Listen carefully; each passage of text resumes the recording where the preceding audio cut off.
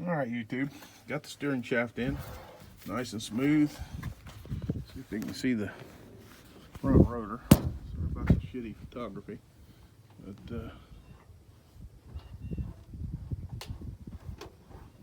it's turning nice and smooth. Everything's. Here's what we ended up with. Got the braces on.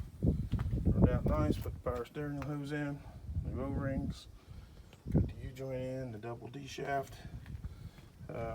Turned out real nice. Here's the piece that you're going to want to get off the Suburban. Technically, you could just cut it here and get the other part. That's where this sleeve came out of.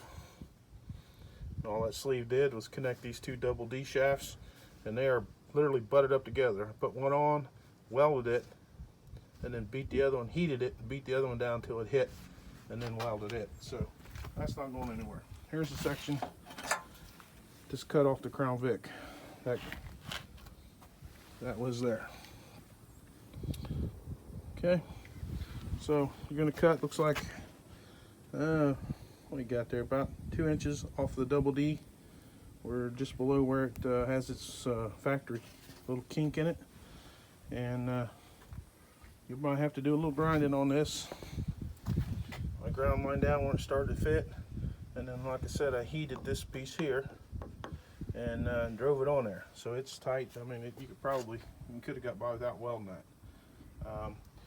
This thing come from, I think I put that in an earlier video. That thing come from Amazon. The chrome one was like $2 more than the other one, so we put a little bling bling on there. Probably rust within the next 30 minutes. The only complaint I had, this one Allen set screw was about, it stuck out about, I don't know, probably that far. I had to cut it off. It was excessively long. Here's what I cut off of it. So it stuck out and looked ridiculous. So anyway, other than that, not a bad fit. I would have liked for these to be a little shorter.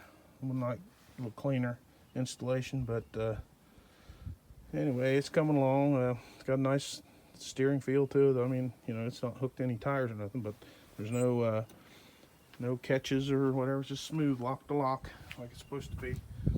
And again, I extended this, lengthened that as much as I could, so when the cab comes down, which is going to come down about, oh, probably, I would guess it's going to be right about there. It's just going to come down about an inch, inch and a half, and I've got plenty of room there for that.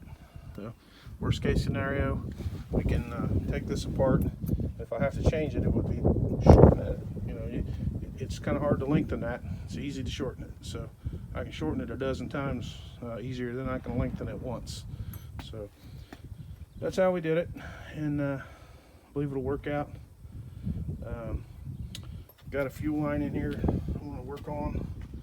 It's kind of bent over right now. It was not in the best condition when it came in here. Somebody'd been yanking on it, but we'll straighten that out. Then we'll put this granny gear 4-speed up against the motor. Get rid of the old 3-speed that's over there. And the old 3-speed with overdrive in it. So we're going to do away with that.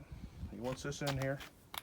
So we'll put the 4-speed up against the old FE motor and start trying to get it to fit in here. And I do absolutely anticipate having problems with the oil pan. So we'll cross that bridge when we come to it. And a lot of people use an automobile pan. He's not, the owner of this truck, I don't think's all completely for that idea or something. So and a FE automobile pan is not all that easy to come by, I don't believe. But I probably could weld that one several times for what it costs to buy one of those. Anyway, that's probably all I'm going to do for today. It's turning out so far. Everything I've got in there is suits me. It's a pretty clean install so far, and we'll just continue to mess around with it. Every bolt on these braces has anti-seize on them. You know, I put anti-seize on just about every bolt. All those set screws, I'm just I'm usually, you know, they say take care of the next guy. Well, I'm usually the next guy. So anyway, there's a view of the old truck. It's pretty solid. It's not perfect, but for an Ohio truck, it'll be all right. So I think he gets it back. He's probably going to do a little paint work or something. I don't know what all he's going to do, but be a neat truck. So stay tuned, and we'll continue this as the weather gets better. Thanks for watching. Please like and subscribe.